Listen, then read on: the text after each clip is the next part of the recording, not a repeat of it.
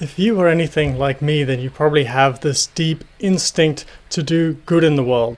And I don't know about your background, but for me, I grew up in Southern Africa, and from a very young age, I was exposed to people living in intense poverty, disease outbreaks happening, corruption everywhere, and a lot of really practical world problems like that. What was clear to me is that there was something really wrong with the world, but at the same time I had this belief that I could help. And perhaps because I've always been a really fond student of history, I could really see how in the past generation and two, the world has really changed very, very fast. And as such, I believe that we today can really have the power to direct the world into a much more positive place. So that was a nice picture I just painted, but how does this all relate to classic spirituality? In the traditional sense, spirituality usually points to God in the end, which implies everything is being created and animated moment by moment through an intelligent, benevolent consciousness. And if that is the case, then how can we be in a position to improve the world? How can we humans fix the world when God made us in perfect perfection? There are, of course, many hypothetical answers, such as, obviously, perhaps God is not real, which is a very good question to ask. Or perhaps God is not actually interested in human affairs, or perhaps he's not benevolent. There are all these assumptions we make about God which could be entirely false, and God's existence at all is something that we are assuming here. But we're just sort of exploring classical spirituality here. Either way, there are very many possibilities, but we're not interested in these hypothetical questions really, because we are lucky enough to live in a time where we can ourselves experience enlightenment and find out for ourselves. We can come face to face with God, as it were, and find out for ourselves. So that is question one. How can we improve a perfect world that's already been ordained and created by God as perfect? But we also have a second question that we need to answer, because independent from God and his perhaps perfect universe, also we need to address the question of suffering within ourselves. Because spirituality arguably has the purpose of removing suffering from our perception and our consciousness. And one way to eliminate suffering is to stop seeing problems in the world entirely. Stop distinguishing good from bad, pleasure from pain, and love from hate. This is a commonly known phenomenon that can happen, known as non-dual awareness, where you just enter a state of empty space perhaps, but all the distinguishing factors of the mind, these preferences that the mind has, just falls away. And it is definitely true that when the mind drops this game of distinguishing preferences, then deep bliss does unavoidably just come up. It's everywhere, it's almost overwhelming, and this bliss is really valuable and pleasurable and fulfilling. But, as great as this bliss is, if we sit in bliss with no preference at all from good to bad, then how does that integrate with our deep intuition to do good in the world, our deep instinct that we want to make things better? So again, we are lucky enough to explore this for ourselves, and I invite you to see into this question for yourself, particularly through spiritual techniques that open you up to enlightenment.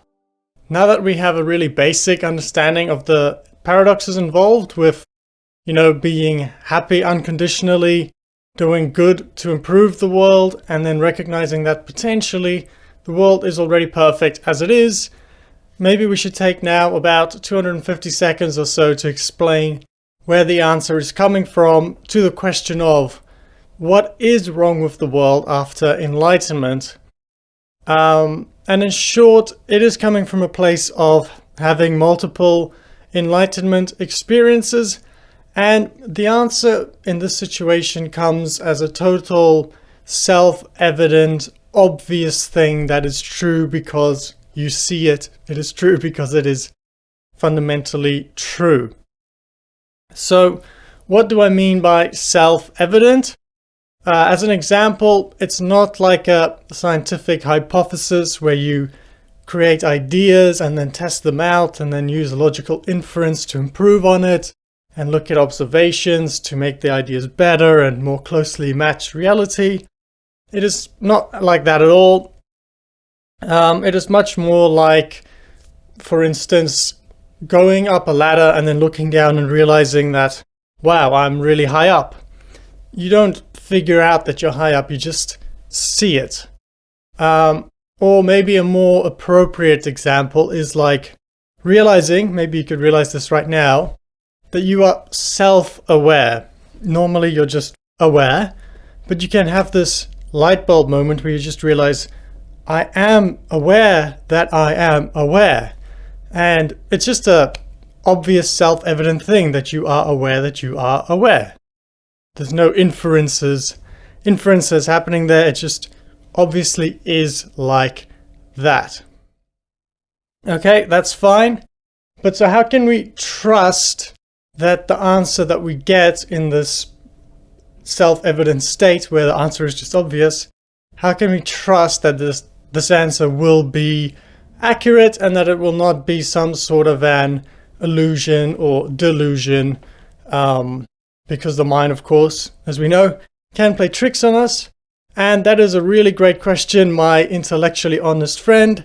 I totally applaud your skepticism and questioning our own insights, because no true insight, no truth at all, is scared of being questioned. In fact, it welcomes it to a healthy extent, because it in a sense helps separate the wheat from the chaff.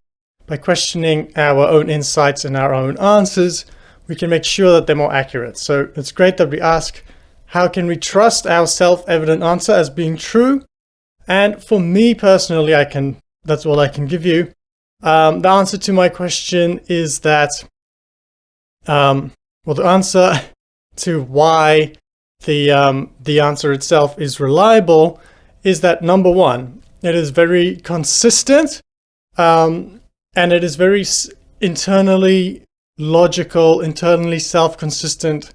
Every time you have an enlightenment experience, the answer isn't different. It doesn't contradict itself. So that's number one. I'll expand on that more in a bit. And then number two, the second part of why I'm confident in the answer, is that the insight unfolds in a very organic way, as if the nervous system is unfolding like a flower. So what do I mean by those 2 points? Let me just expand on both of them a little bit.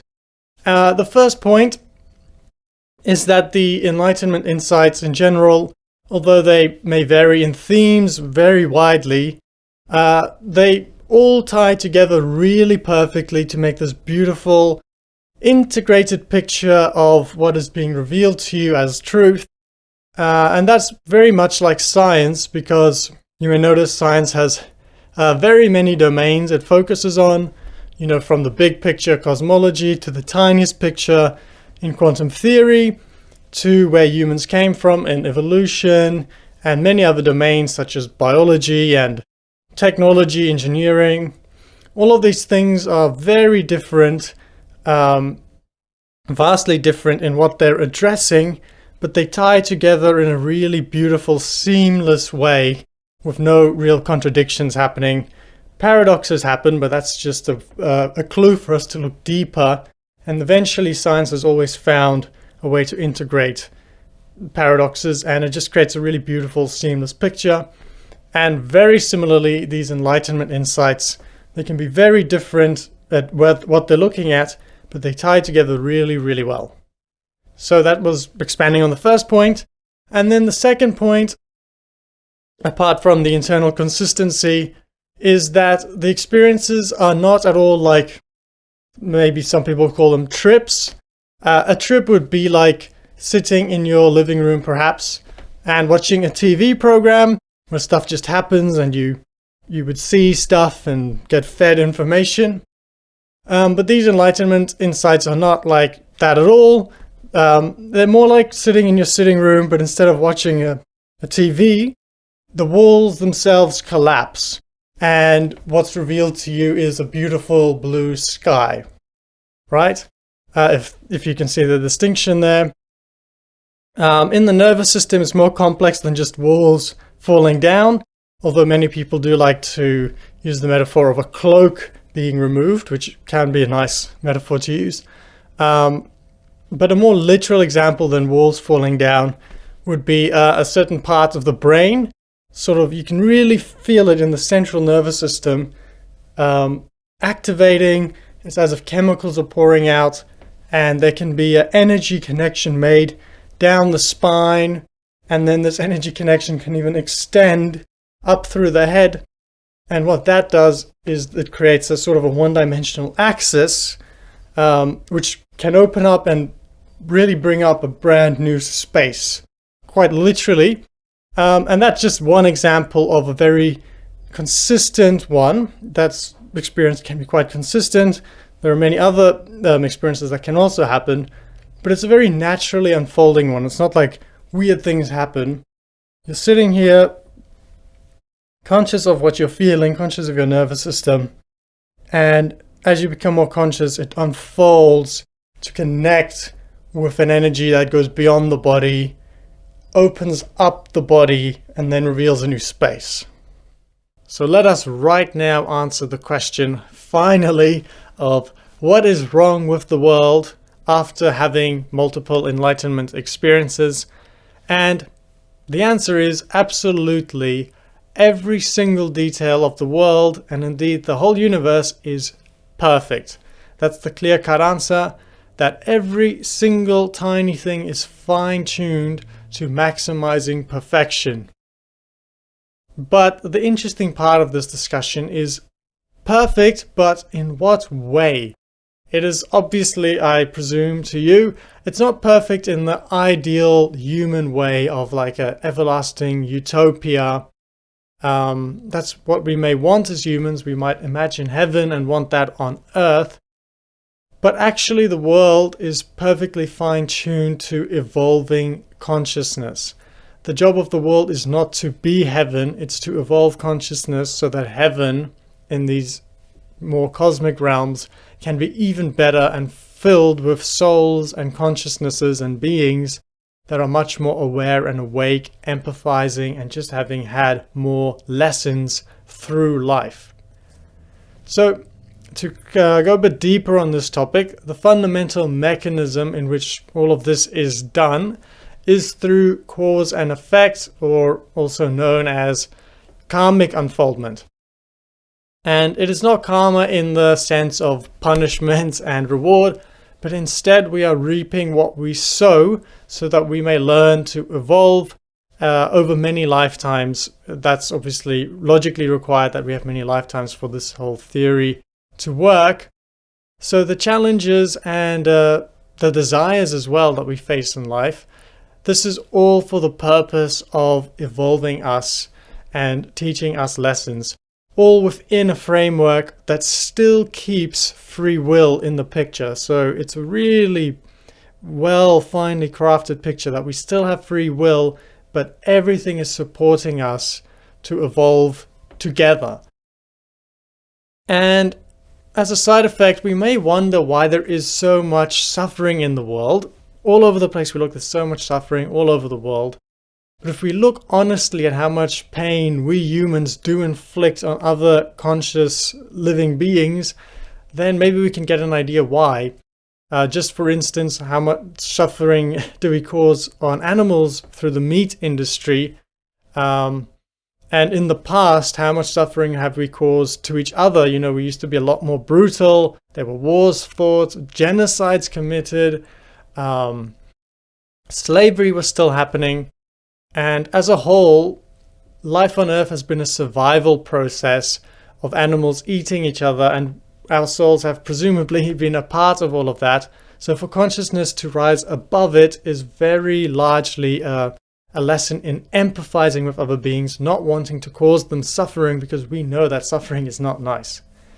But then, if nothing is actually intrinsically wrong with the world and all these apparent issues that we see are actually just lessons in karma unfolding, should we then step back and allow the world to unfold without our engagement? And basically, should we renunciate, as many spiritual traditions have actually endorsed? Well, I would say no, you can renunciate if you really want to, but actually it's perfectly fantastic for you to participate in this evolutionary process. And it's actually a very deep theme, this, because this deep instinct within you to do good and to help others, it is actually your godliness bubbling up. Because as mentioned, the world is finely tuned to evolving consciousness, but that's because there's an auspicious God that's sort of allowing all of this to happen, still within the framework of free will. But you yourself are also an aspect of God, and you wanting to do God, to do good, is God bubbling up through you. So it's a really fantastic thing to do good in the world, because you are embodying the auspicious nature of God itself. So it's your joy actually to engage with the process of uplifting consciousness and bringing enlightenment to all beings on earth eventually, because that is everyone's karmic destiny, and you can engage in that process. It can be an absolute blessing for us to do so. And yeah, all of that, it is completely self-evident and obvious when in a state of enlightenment. But then, what is the final takeaway for you? You can walk away and hopefully learn something from this video. And there's two main options I would say that you could have. The first is that the world is doing absolutely just fine. And if you are doing some good in the world, you can rest easy in knowing that that's perfectly adequate and good. But I would actually prefer if you left this video questioning things a little bit deeper and not just taking my word for it, and actually being really curious to find out the answer for yourself through pursuing enlightenment, because you fully have the power and ability to achieve that.